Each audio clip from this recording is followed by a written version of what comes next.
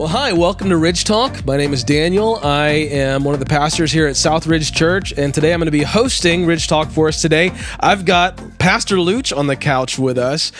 So we've been talking a lot about this idea of church on a mission, and several times during that conversation, you know, of course, disciple making has come up and church planting has come up, and we felt like this was a really good opportunity for us just to explore that idea of church planting. So Looch is actually going to be planting a church in Bridgeport later this year, Ridgeview Church. Well, I'm going to interrupt you. Okay. And say, yeah. I am not planting a church. At least I hope not.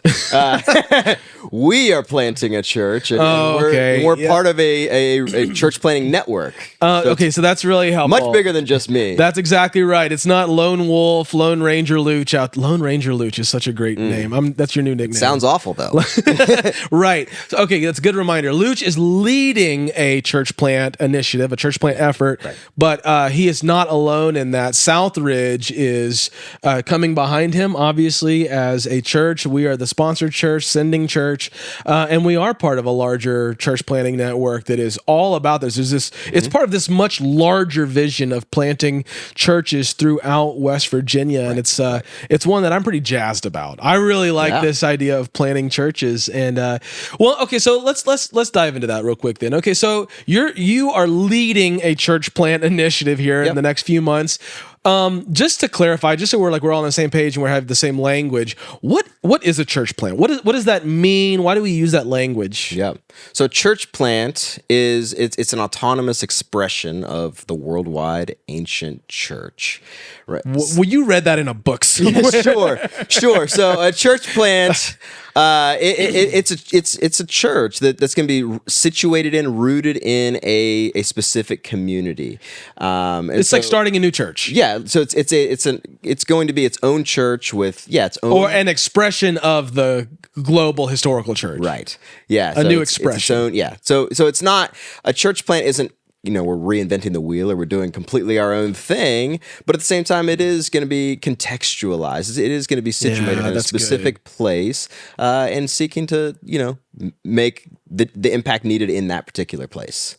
Yeah. Okay. And so, but why that language of planting? Why do you think we use that language? Yeah, I mean, you think of a literal plant. I mean, plants grow. They reproduce themselves. They grow. They bear fruit. The fruit reproduces. I mean, I think that's that's the dream. That's the vision, that things would continue to grow. There'd be health and that things would. Yeah, that's really helpful. It's like the when it's young, a young plant or I don't even know what you call it, a sapling or something, like they need help, right? They need help and they need someone who's being part of that and putting a lot of effort in, but eventually it takes off and bears fruit. And so that's a really exciting thing to be a part of, to be part of starting this new expression of the church. Okay, so but you're not doing that here in Fairmont, you're doing it in Bridgeport. Yep. So I have to ask the question, why plant a new church? Number one, why plant new churches at all? And then why do it in Bridgeport? Why? Yeah. So, I mean, the short answer is because there's still lost people. Yeah, of course. And so here's the thing about church plants at large, and there's been lots of studies done, and I've read a few of them, where basically church plants, new churches, tend to focus more of their energies on reaching new people. And so church plants tend to be more effective and efficient than other churches of the same size at reaching new people, bringing new people. Why do you think that is? Christ. I mean, I've not led one, so I can't speak with too much authority on that. But it's just as long as we're guessing. Sure.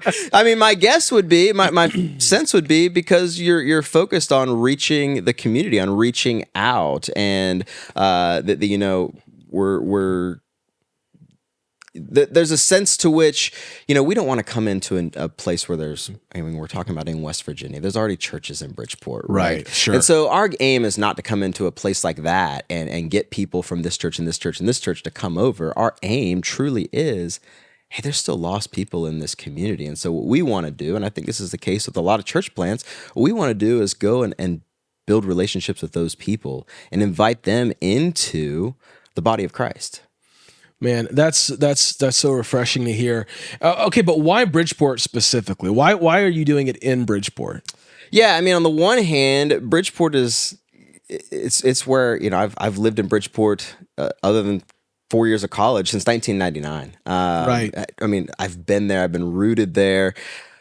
Also, because the church that we're going to plant, Ridgeview Church, it's going to have a unique vision and culture.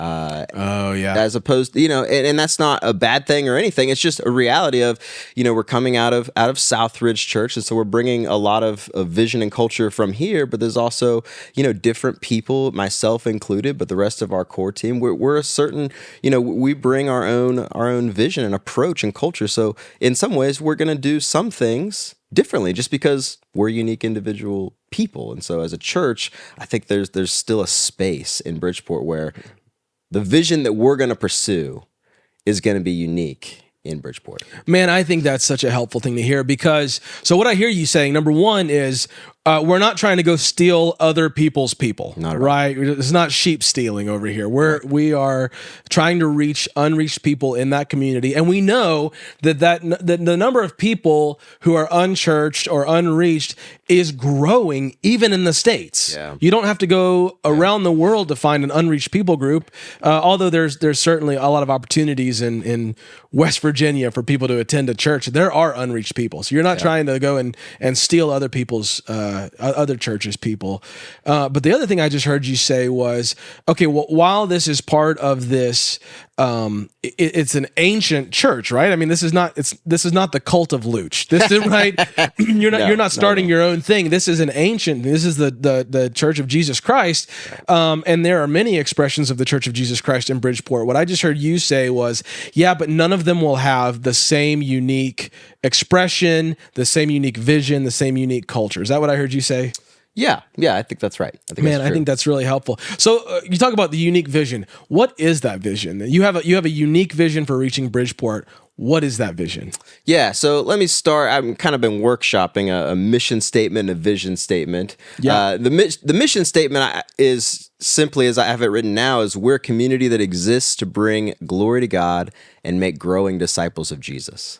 And I think that just about every church would sign off on that. Yeah, sure. I mean, but to be clear, that is first, that's primary, that's the main thing. Like, we're not coming in and doing a whole new thing. It is the Church of Jesus.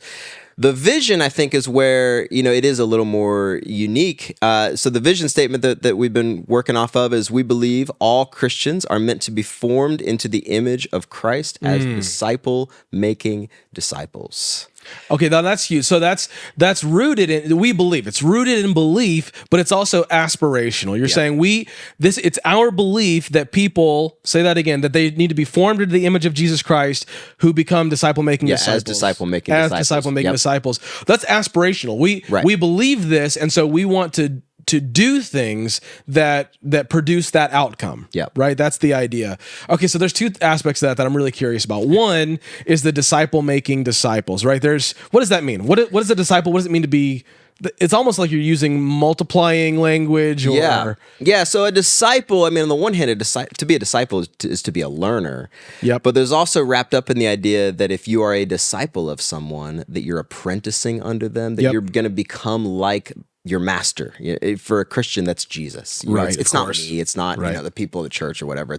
It's Jesus. And so, I don't believe. I'll just say this: I don't believe that discipleship is somehow like an optional add-on in the Christian faith. I think that to be a Christian is to be a disciple of Jesus. That's exactly right. But you're right, and you said this multiplying language, and I think that's something we see repeatedly in the New Testament. I mean, think about how you and I got here. Yes. It wasn't, there's just a Bible and we found one and we read it. It came through people and the message of the gospel came to us, came to our ears and into our hearts through people. And sure, they're working with the Bible, all that. Like, they're not reinventing the wheel, but there's that. So one of the things that we see repeatedly in the New Testament is things like 1 Corinthians 11:1, where Paul says, "Imitate me as I imitate Christ." Yes. And on the one hand, you could be like, well, is that arrogant? Is he saying I have it all together? I don't think that's the case at all. No, I don't either. I think he's just saying, man, I'm a disciple of Jesus. I'm following Jesus. Obviously, there's still so much more for me to grow, but follow me. Imitate me as I imitate Christ. Another one that comes to mind in that same vein is Philippians 4:9. Oh, yeah. He says a very similar thing, but he says, I wrote it down here because I can't quote it quite, but what you have learned and received and heard and seen in me, practice these things, and the God of peace will be with you. Man. And so I love that. He's saying, hey, I'm living a certain way. And it does sound like he's saying, I may not have it all figured out, but I know the God of peace. Yes. And there's something good about that I want to invite you into. That's good, man. That's good. The verse I always think of when I think about this multiplication is, I believe it's 2 Timothy 2:2, which is Paul telling his protege Timothy, the person he discipled, right? He said, well, what I've entrusted to you, now you entrust to faithful men who are able to teach others also. Right. You see 4 generations of discipleship taking place right there, which is pretty cool. Yeah. And so I would take that and then actually we'll go back to the vision statement and deal with the second part that you mentioned a while back. And so that Philippians 4:9, I mean, same idea as all these scriptures we're talking about, but he said in there, practice these things. Yes. And so is that the formation piece you're talking about? Yeah. So when I say be formed into the image of Christ, I'm getting at an idea there. I'm convinced of the concept that in a lot of ways, habits, they govern our lives in ways that we don't think about. And so there's different studies and different things that put different numbers on this, but James K. Smith, he wrote a book, Desiring the Kingdom, and according to the research he was working off of, he said about 95% of what we do in a day is done without thinking. Oh my gosh. And his thing, you're like on autopilot. Yeah, you're just on autopilot. And maybe it's 80%, maybe it's whatever the percentage is, that's not a bad thing. Like you don't have to think about, how do I make my coffee in the morning? Or you don't have to think about how do I drive home from work and I'm lost. Sometimes I get home and I'm like, how did I get here? Right. I drove home on autopilot. Right. And so, but I think that applies to us in being a disciple of Jesus as well. The things that we do repeatedly, they do form us and shape us. Yes. And so then when we bring that idea to the idea of a church, there's a church planner and pastor, J.R. Woodward, who said it in a book that I read a while back, the institutions we form us. Hold on. Say that again. The institutions that we form form us. Yes. Okay, so flesh that out for me. What does that mean? So, we as people, we get involved with different organizations. A church is one of those. And so it's a thing. It's going to be made up of people, and we'll have, our formational documents and things that we're about, but we'll also have a culture and a way that we do things and things that we're serious about. And so the things that we do, the organizations, the groups that we make to gather, those turn around and form us because they place certain expectations on us.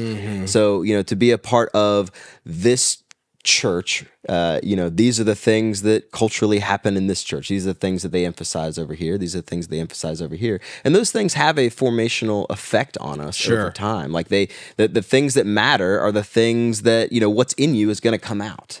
And so the things that we do repeatedly, the things that we practice, to use Paul's word over and over, those are the things that's what we become like. And so, I think that could lead us to the question, what kind of institution do we want to form? And this is a little bit of a cyclical argument here, but I would say, one that forms us into the image of Christ as disciple-making disciples. And so where I would go with that is, we want to be structured in such a way as to create context for people to engage in the ongoing work of being a disciple of Jesus. I believe I've experienced this in my own life, that most of what God's going to do in our lives, He's going to do over a long period of time in the mundane, just by the things that we're repeatedly doing, the ways that we're drawing near to God. Of course, there's going to be big moments and things, like if we tell our story, we'll be like, oh, I remember this when that happened or whatever. But most of how we got to where we are in life happens over a long period of time when we're not even necessarily thinking about, this is going to make me become more like this. As I'm thinking, Looch, quickly, there are some unique challenges facing the church globally and in America. We see it in a very pronounced ways, and it's depending on where you are and what your context is, those challenges are going to be expressed a little bit differently. But that's this idea of forming structures that form us. thinking about someone who's at an established church, right? Structures are built in such a way that if you get too deeply entrenched in that structure, a lot of what you do becomes about maintaining the structure, right. And it's harder. And so one of the things that I'm excited about for you is that in planting a church, it does seem that you're scrappier, right? When you're younger and you don't have all the structures in place, you're trying to form them, or they're new structures, right? Yeah. You're allowing yourself to build structures that address the needs of today. Yeah. And that's exciting to me because there are some unique challenges that even for us here at Southridge, as a church who's a little more established and has a little more structure, it's harder to be as scrappy and as flexible with some of those things. And so what do you have any idea about what some of those unique challenges that you might have that you're kind of hoping these structures will address? Yeah, so I don't want to dive too deeply into this. This would be a whole other podcast. I know, we should just do it a whole other episode. But one idea that I would use, I read this in a book several years ago about Generation Z. It was a book called Meet Generation Z. I came across it, thought, that seems interesting. Yeah. I was doing ministry with Young Life at that point. I thought, this seems like something I should read. And then I read it, and it had some things in it that I was like, this is really helpful. Yeah. It's this book by James Emery White. But one idea that I remember from it is he talked about, okay, if you put people, this is a fake thing, but go with me. If you put people on a scale from 1 to 10, where 1 is someone who's never heard about Jesus. Okay. Totally unreached. Totally have no idea. And then 10 is someone who's a bought-in Christian. Yep. His idea was, if we go back to, say, the 1960s, he's talking about teenagers. So it's teenagers in the 1960s. He said, just based on culture, and where things were, and common language as a culture, and things that culturally were cared about, people would know have a lot of backstory on who's God, what's God, how's that work out, what's Christianity, right. They've been in a church, maybe they own a Bible and have read parts of it, and so his idea was, maybe that's like an 8 out of 10. Like they're teenagers in the 1960s, they're not all Christians, but a lot of them were close. So a youth pastor just had to get like the quarterback, the head cheerleader, and a guitar, and bam, 100 people in your youth ministry, right? Sure. And then then the idea in that scenario was, okay, well, we do event-driven evangelism, right. Because people what they needed was a nudge. Yep. They needed a nudge in the right direction. And so, it's not just youth ministry, but you think of like Billy Graham and the ministry that he had. People would show up. It was incredibly effective. And there are still things like that are effective, but his argument, and I think he was onto something, was if we use that scale of 1 to 10, he'd say, well, teenagers, instead of being an 8, maybe they're now a 3. And his thing was, okay, so it's not just, they don't just need a nudge over the line. They're going to have to be moved up the scale before they're going to be open to being able to say, wow, yeah, I'm in. I'm ready to follow Jesus. And so his thing was discipleship and evangelism, the way that we do ministry at large, it has to be both a process and an event. So, but like a program and a process. So you're talking about building new structures to address issues like that.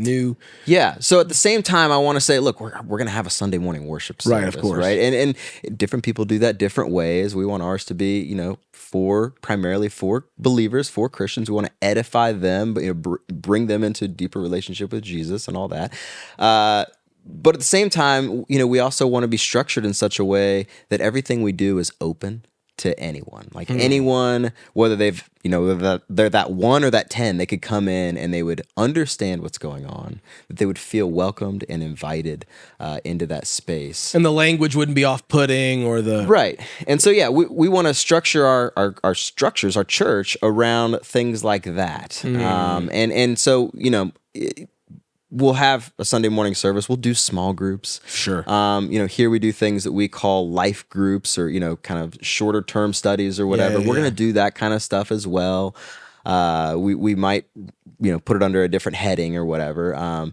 But one of the things that I definitely want us to be organized to do is just to be structured to live life on mission in the community. That we would approach the regular rhythms of life in such a way that we're showing up to work, to school, to our activities that we're involved in, whatever it is, that we would go one of the phrases I've been using with our core team is kind of live your life, but as you go, keep a prayer list. Yeah. And just be praying, God, I pray that you would use me in this space that I'm going into.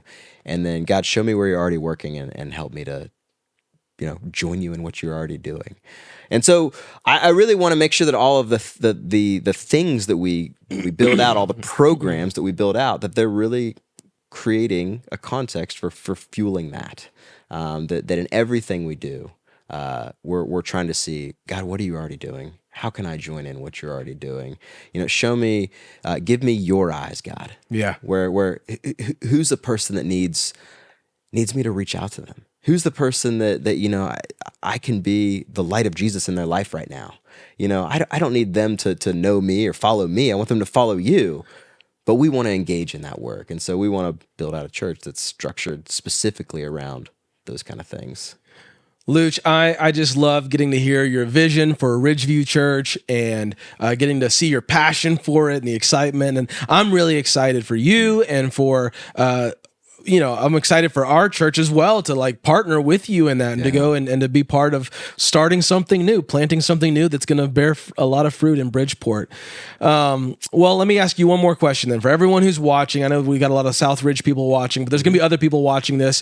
What are a couple of ways that people can get involved with Ridgeview in Bridgeport? Yeah, let me give 4 real quick. Sure. So 1, pray for us. Please. Yep. This is a work that I can't do by myself. This is a work that we can't even do. This has to be the work of God. So pray for me, for the core team that's going to kind of come with. That's exactly pray for right. us as a church that we approach this in the right way. We do things with the right heart. Please pray for us and pray for the hearts of people in Bridgeport. I mean, again, I live in Bridgeport and I know so many people there that, man, I want to be able to speak life, but still, there's got to be an openness. Right. So, God's got to move hearts. Yeah, so please pray. If this is at all interesting to you, I would invite you to show up, to be a part of this. Okay, wait, where is it going to be? Is it going to be... Where do y'all meet? Yeah, so we're going Southridge, and a number of years ago, it launched a multi-site campus down in Bridgeport. There's a building. The address is 164 Thompson Drive, up near Gabe's, and right next to there's a new axe throwing place up there. It's the same building where the City on a Hill Christian Academy has been meeting this year. Yes. Okay. So we'll be in that building for services. Hey, and just to clarify, this is not multi-site. Correct. This is not another Southridge there. This is a new work. We didn't say that, I don't think. Yeah, I don't know that we clearly in this episode. This is a totally different thing, totally autonomous church. Okay, so you're going to be meeting on Thompson Drive where axes fly and next to the sword of the God gets preached. Okay. But I would just say, to our people of Southridge, we are planning. We have a couple of preview services planned for this summer. So we're going to do a couple of church services where we're trying to get everything lined up. There's make sure, do we have all the pieces in place? Because we're looking toward our aim, the date that we want to launch is September 10th. Okay. That's when we want to launch and be open to the public. We're doing a couple services this summer, June 25th and August 13th. Those are June Sunday 25th, mornings. August 13th. Yep, June 25th, August 13th. We're going to roll at 10 a.m. Nice. And so we would invite if you'd want to be a part of that, if you'd want to come check it out. The third thing I would say is to show up, or maybe you're like, I'm committed here and I'm happy here. And, awesome. We love that. Yeah. I've had a couple of conversations with people where they're like, hey, but I know someone who's down that way. They're share this information. Yeah, they might be interested in being involved in a church or knowing this kind of stuff. Please spread the word. Yes. Share and invite them in, or tell them, hey, this is something that our church, that Southridge Church, is doing. We're excited about it. It's down your way. You might want to check that out. I would love that. I would love to connect with those folks. And even within that, the fourth thing I would say is reach out to me. Yes. Or other people on our team. But you could reach out to me and I'd be happy to answer questions. How can they reach out to you? What's your email? Yeah, so the best way would be my email, looch@southridgechurch.net. Looch is Looch. Yeah, we'll get it on the screen for people. Great. Yeah. So, but I would love to hear from, hey, here's, have you thought about this? And the answer might be yes. And here's the answer. It might also be, no, I'm really glad you asked that question. Or have you thought of this person? No, I don't know who that is. I would love to hear more. So please reach out to me. Yeah, it's all about building relationships and reaching unreached people there in Bridgeport. So that's awesome. Well, listen, thank you for tuning in to Ridge Talk this week. As always, we'd love for you to like, share, or subscribe. And seriously, I'm going back to the one he just said, share. Like, even if you're a Southridge person and you're like, I'm not going to go be part of that, I'm not going to go down there, maybe there's someone in your friend group on Facebook or Instagram or wherever you're seeing this that is there and they would benefit from this. So please click that share button and get the word out about Ridgeview. Yep. And we're answering the question, why plant another church? Why start another church? And I think we got some really compelling reasons to do that in Bridgeport. So, Looch, thanks for visiting today. Yeah, thanks. It was awesome.